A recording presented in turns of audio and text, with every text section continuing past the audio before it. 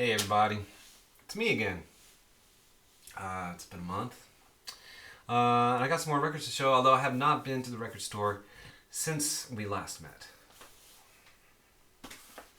I got my first shot of the Pfizer shot, and I'm going to get my second dose next week. And, I'm hoping some semblance of normalcy will return. I don't know. Look how gray I'm getting. Alright, so yeah, I have more records to show from the last time I went out and some things I got in the mail. And I also forgot to mention the last time that on February 7th, I got to meet the one and only Tim Guthrie, one of the OG VC dudes, good friends with Derek, and one of the few real deal artists I've ever known in my life. And I'd always wanted to meet him, and he, out of the blue, he said, "Oh, hey, I'm coming through Nashville on my way to Florida." He was driving, and he's like, "Let's meet up," you know. And it wasn't that easy to do back in February.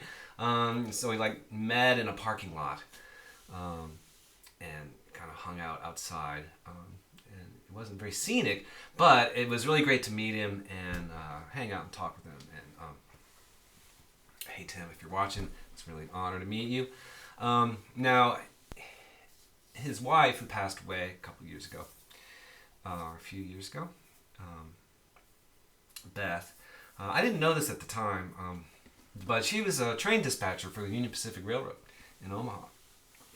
And even if I knew that, I wouldn't have cared, because this whole train thing's a recent thing with me anyway.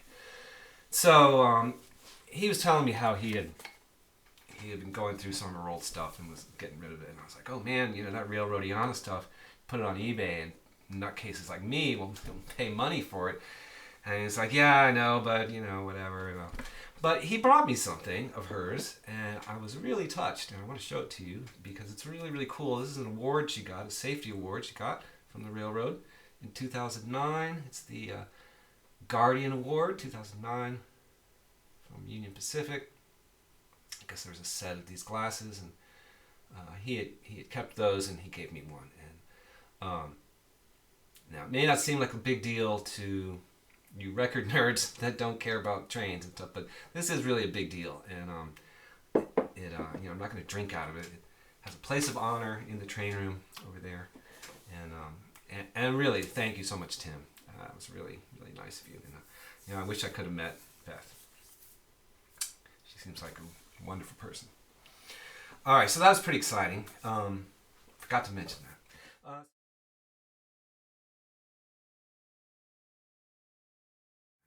that. So let's get to the records here, shall we? Cheers, everybody. Thank you all for your comments and your likes. And I even got a dislike. I like that. I like the dislikes. Yeah, I really appreciate it. Sorry I haven't responded. I'm really bad. I'm just a bad person, but I really do appreciate the comments. And cheers to you all up there in YouTube land. All right, records. Here we go. So in all those few trips to the record stores with my friend Stan, who I haven't seen in a long time, the only used record I bought was this. Oh, what a great record this is. This is the Dead Sea. The Dead, letters, and then the letter C. A New Zealand band, been around forever. This is a kind of a real, not seminal, but like a landmark recording of theirs, harsh 70s reality. Double LP on Slick Breeze from, I think, 1996 or something like that. Great stuff. This is original pressing. I guess there was a reissue in 2012 where it was remastered. And, I mean, you gotta laugh, because it's like, who improved sound quality on a Dead Sea record? Like, sound quality is not what it's about with these guys. And they pull it off. They, like the noise and the... You listen to it and you go like, what is this? Which is a response I like having to music. Yeah, maybe not for you, but yeah, I dig these guys a lot. And I also found some used CDs, for nothing. for nothing. Look, so we got Dead Sea, Perform, or 503C. This is on Flying Nun. From, I'm not sure when. These are, well, looks like late 80s. Looks like a comp from the late 80s. Here is EUSA Kills. Is also on Flying Nun. Yeah, now would I like to have this stuff on vinyl? Sure, but the improved sound quality of vinyl for the Dead Sea, that just makes no sense. Here's another one, The Damned. This is a later one. Starlight Furniture Company. Even later one. And they're still going as far as I know. This is Patience. This is on Bada Bing. Yeah, cool stuff. I dig this a lot. Yeah, I can't really tell you why, but it does it for me these days. So that was a nice find. You don't see Dead Sea records around. Not around here. All right, so so I've shown some of these Tone Poet things before, and they're all really, really nice. And I kind of wish I cared enough to like search them all out, and then I'd have like this wall of Blue Note. But I don't know. I've only picked up a few. I might have shown this before, but here it is again. This is Jackie McLean. It's Time. A great lineup. These '60s Blue Notes. Rudy Van Gelder had this magic touch in that period. Where they just have this sound and great bands. Blue Note let them rehearse so they could play like original music and work out arrangements and shit like that. So yeah, great band with Charles Tolliver on bass, Herbie Hancock on piano. No, Charles Tolliver on trumpet. I'm sorry. Jackie McLean on alto sax, Herbie Hancock on piano, Cecil McBee on bass, and Roy Haynes on drums. Here's Bobby Hutcherson, Oblique. I believe this was it didn't come out at the time, but it's a classic 60s recording. One of my favorite vibraphone players. Again with Herbie Hancock. It's terrific. These Tone Poet records, they're mastered from the analog tapes. Really nicely pressed. Really nicely mastered. They're really about as good as this stuff is. I don't know how many more times they're going to be able to run those tapes. But here we go. Here we have Herbie Hancock's My Point of View, which is kind of a larger ensemble with Donald Byrd and Gracchus Moncure III on trombone, Hank Mobley on sax, Greg Green on guitar, Chuck Ergels on bass, and Tony Williams on drums. This is terrific. This is really... This shows what a strong composer Herbie Hancock was, besides being a terrific pianist. And then finally, we have McCoy Tyner's Tender Moment.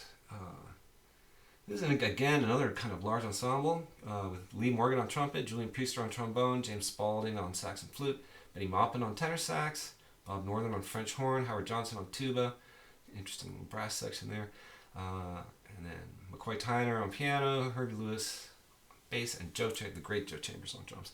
Now, with the title like Tender Moments in that cover, you might think, oh, this is going to be kind of a sleepy kind of affair. It's like, no, this is pretty intense. Not in an avant-garde way, really, at least not to my ears, but intense, kind of up-tempo, complex arrangements, and kind of angular and edgy, while still being well within the bop language. This is good. This is an interesting McCoy Tyner record. Can't really go wrong with McCoy. You really can't. All right, so here's the latest thing. I believe it's the latest thing from Kamasi Washington, which is a soundtrack to a Netflix thing called Becoming. And now, this is interesting because, his previous records have been these big sprawling affairs with like sidelong tracks and, really maximalist in presentation. This has, as you can see, has a number of very short tracks.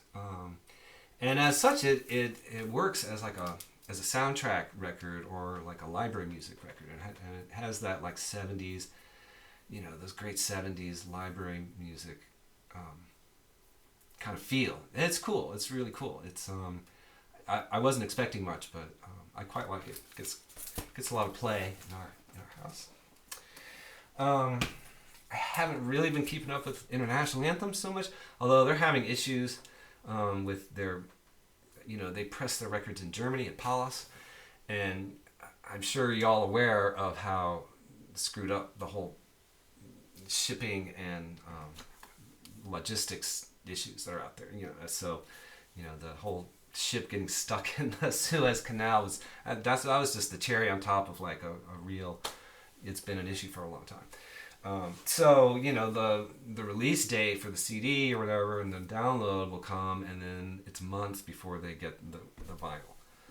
I'm still waiting for something that was supposed to come out early this month, and now they're like, maybe the summer? Who knows? So anyway, here's something I got at the record store. This is Anteloper. Tour Beats Volume 1. It's a great cover, right?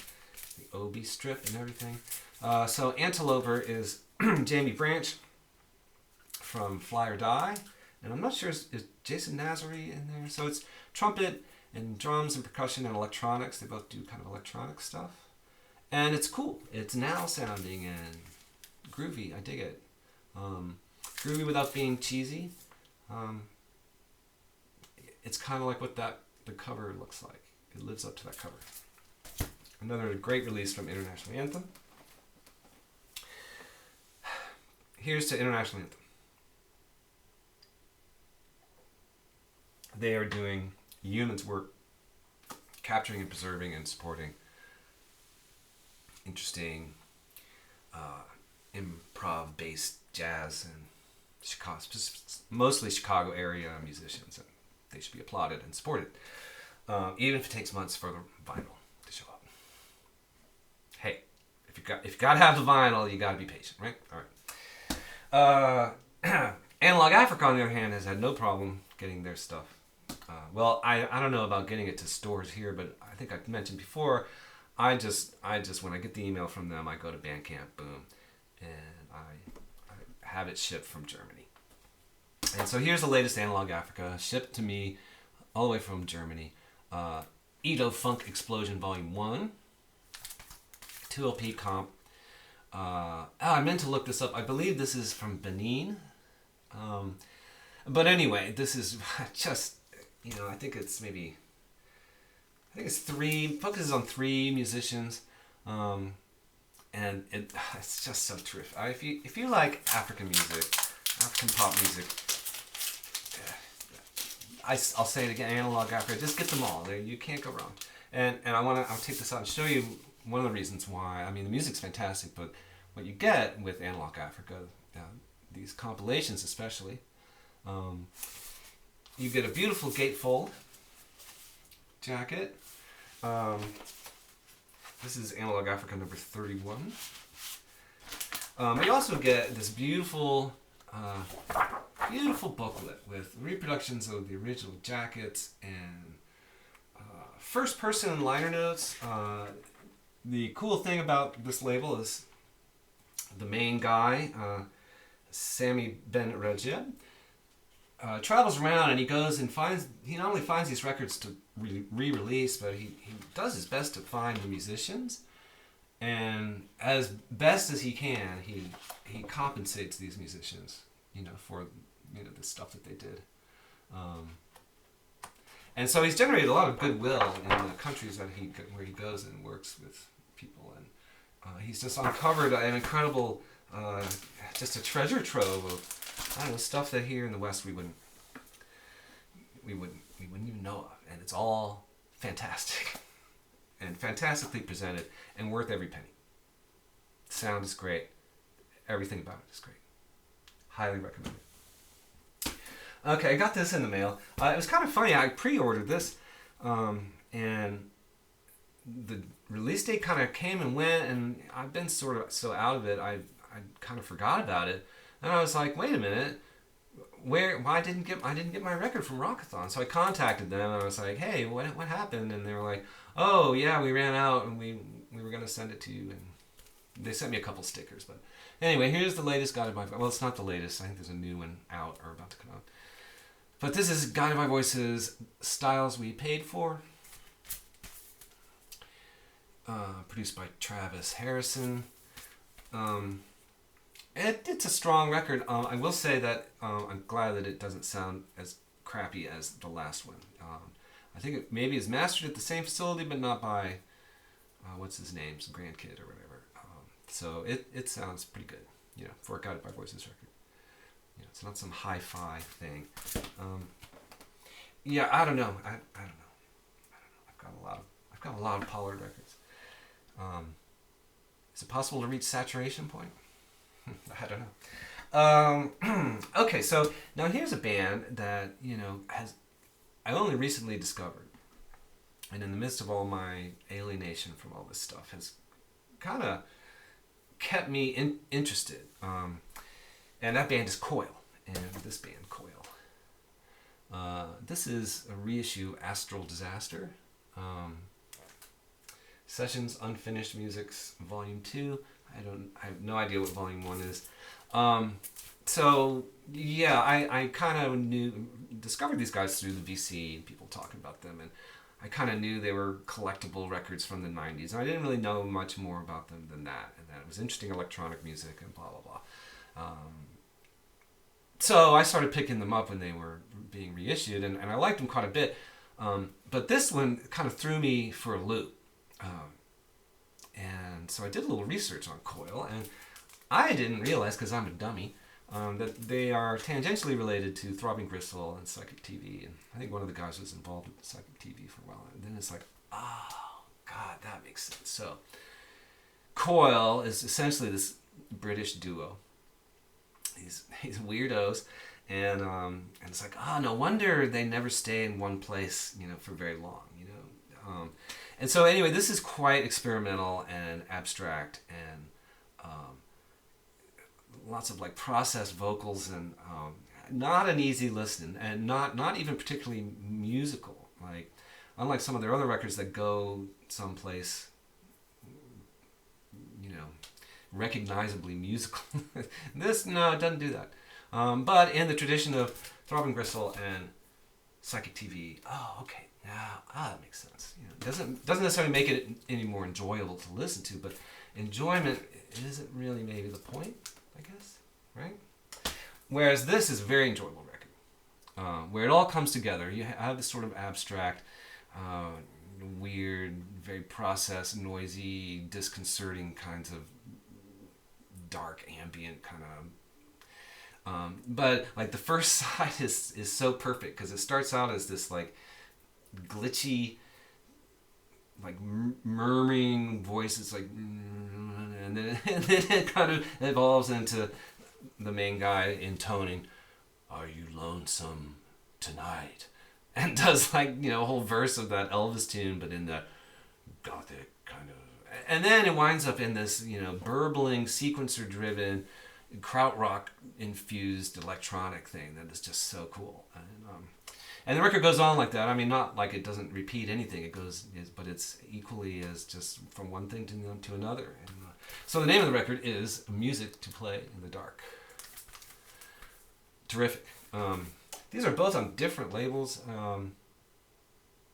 So Coil is no more. I think both of the guys are dead now, and so I think that's why some of this stuff is just being reissued. But often in very limited instances. So if you're interested, I suggest grabbing them while you can. Okay, just a few more things. How long? Oh, only 18 minutes. Still hanging with me? I appreciate it. I probably shouldn't drink beer on YouTube, right? There are children watching, right? This is not for kids. Get off my lawn. All right. I have the rest of these, so I had to get this because it recently came out. Well, I guess maybe not that recently. It's been a while. Deutsche Elektronische Musik, Volume 4, on Soul Jazz, 3 LP comp of some familiar and unfamiliar krautrock, slices of cosmic electronic music. So you have, you know, some stalwarts like Can and Amadou Tu, Michael Rother, and Conrad Schnitzler, and, you know.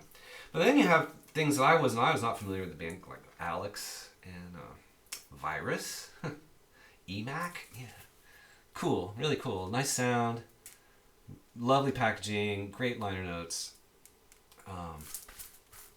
Yeah, terrific.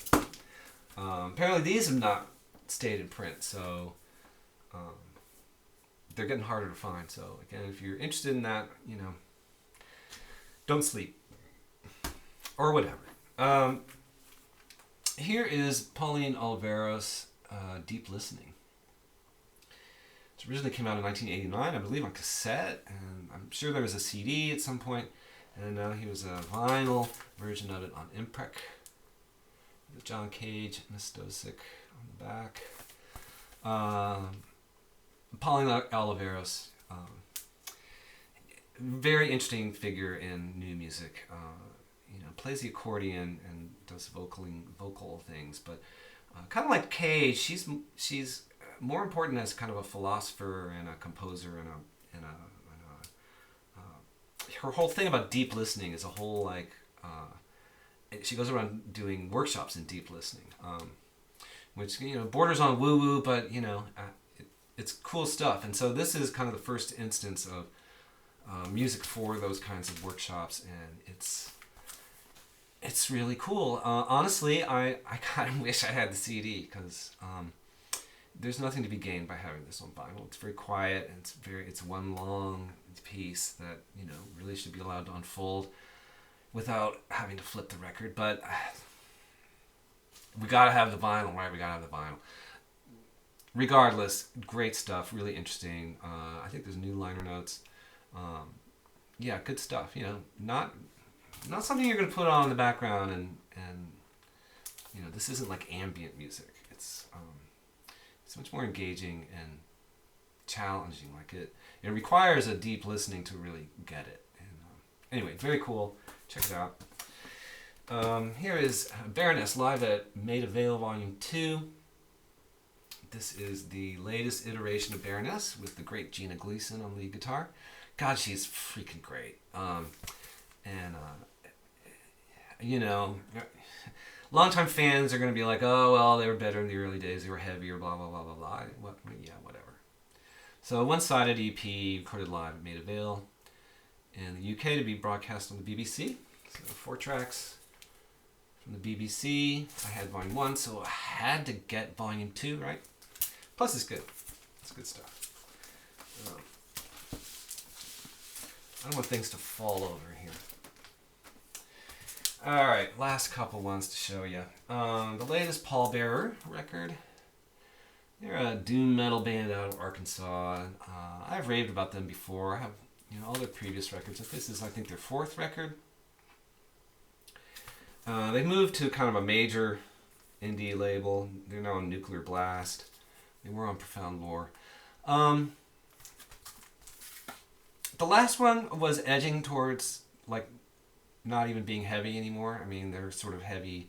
They're down-tuned guitars and some distortion and stuff, but and this continues that trend. This is maybe a little more like a hard rock record than really a doom metal record. Like if you're expecting really heavy, then this isn't really it. But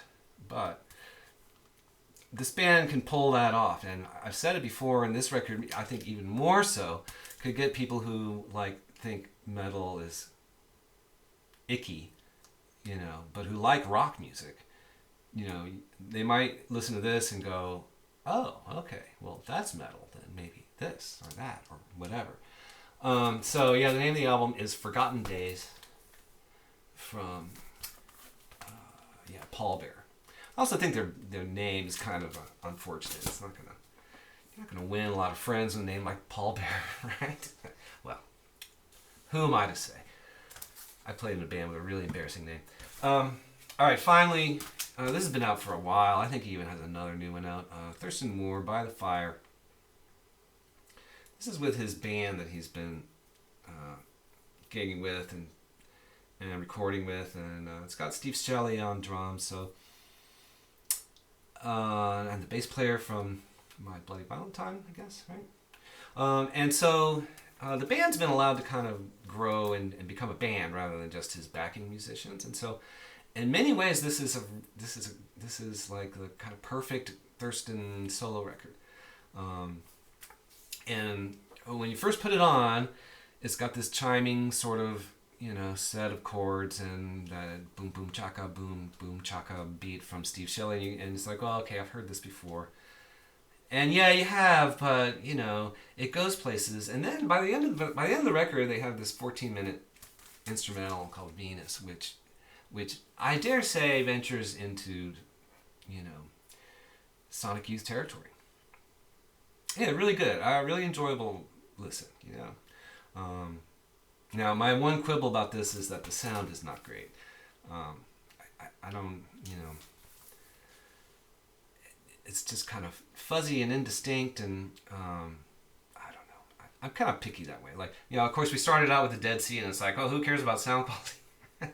And it's like, well, yeah, but if you're trying to do like kind of, you know, sort of a straightforward, like we're gonna rock, that's not what the Dead Sea are trying to do. You know, I kind of want to hear that bass drum, and I want it to have some thump to it. I don't know. I quibble. It's a nice record. It's a nice record.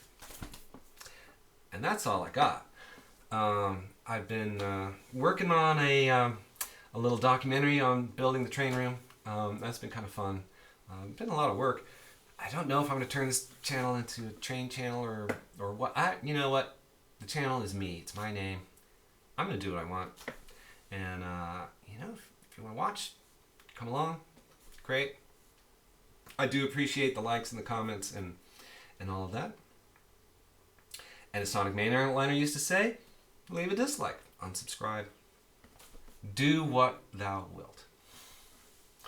All right. Thanks again for hanging out. I'll see you soon with some other stuff. All right. Take care. Bye.